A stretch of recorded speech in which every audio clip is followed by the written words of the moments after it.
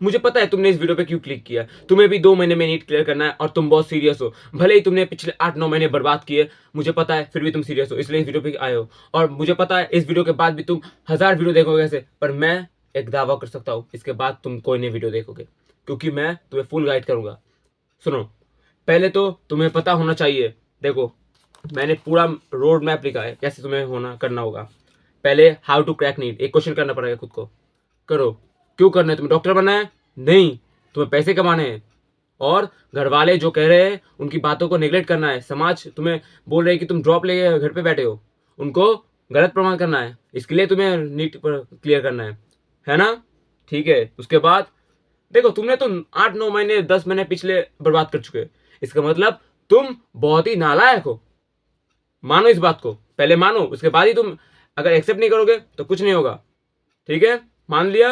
अभी 2 महीने में कैसे नीट क्रैक होगा, इसके पहले तुम्हें इसका पीछे का जो भी मेथड है उसको जानना पड़ेगा।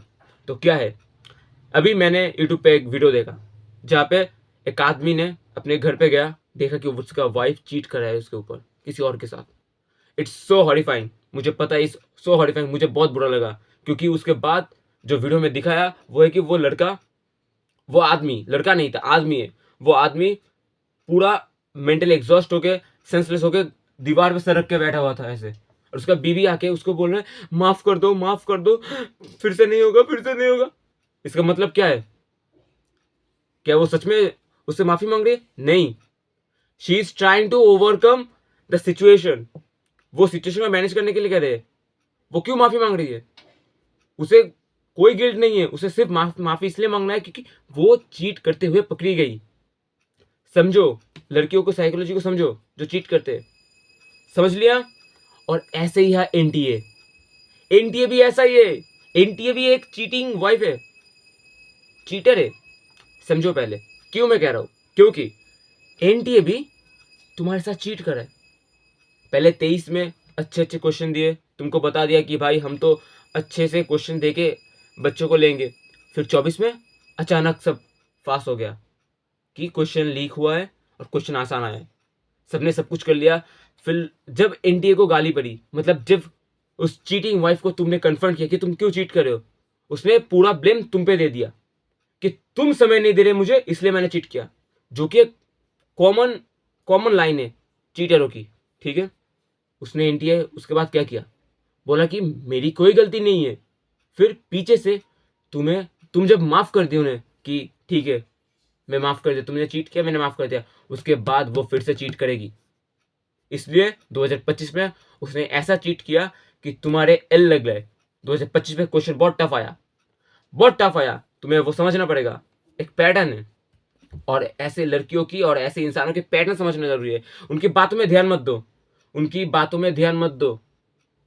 हर किसी के पैटर्न को नोटिस करो, वो कैसे बिहेव कर रहे हैं। Action speaks louder than words. Okay, तो एनटीए को पहले समझो। तो 25 में और 24 में अच्छा एकदम इजी और मॉडरेट पेपर, मतलब हार्ड पेपर दे दिया।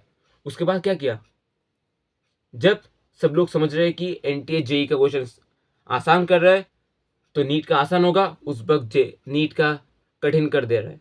और जब जेई का कठिन हो रहा है, नीट का आसान कर दे रहा है। नोटिस किया कुछ? इस साल भी जेई का शिप बहुत टफ था। इसका मतलब क्या, इस साल भी नीट आसान होगा? नहीं, पर मॉडरेट होगा, पर मॉडरेट होगा। तो उसको कैसे समझे? तो देख भाई, पहले तो तूने 2 महीने में नीट क्लियर नहीं होगा अगर तेरा कुछ नहीं हुआ है। साफ सीधी बात, लास्ट में आके बताता हूँ। ओके, मेरा भी 2 महीने में मुझे भी करना है, मैं भी भाग रहा हूँ। और ये वीडियो जो भी एनटीए, गर्ल्स चीटिंग, जितने भी मंथ बर्बाद किया, वो सारे कभी नीट के बारे में थे ही नहीं। हाँ, नीट के बारे में थे, मैंने डिलीट कर दिया, पर तुम्हें समझना होगा कि मैं किस बारे में बात कर रहा था।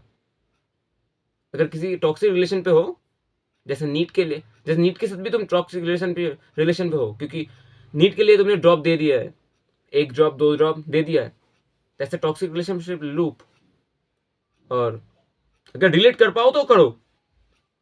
और इससे निकलने का एक ही मौका है कि 2 महीने में तू अपनी गांड घिस दे, 2 मंथ में अपनी गांड घिस दे। और इतना कि मतलब देख, बर्बाद किया है मंथ, मुझे भी पता है, मैंने भी किए, पर कुछ तो पढ़ा है ना, कुछ तो पढ़ा है ना। 50% सिलेबस से ज़्यादा तो कंप्लीट है ना, 60-70% तो सिलेबस कंप्लीट है। तो क्वेश्चन कर, एग्जाम दे, मॉक दे, कर ले। मेरे भी यही बात, ओके। तो समझना होगा तो समझ जाएगा तू, मैं और में बकबक नहीं करूंगा। तो मुझे जो भी करना था कर दिया, और हाँ 2 महीने में ऐसे ही नीट क्लियर होगा।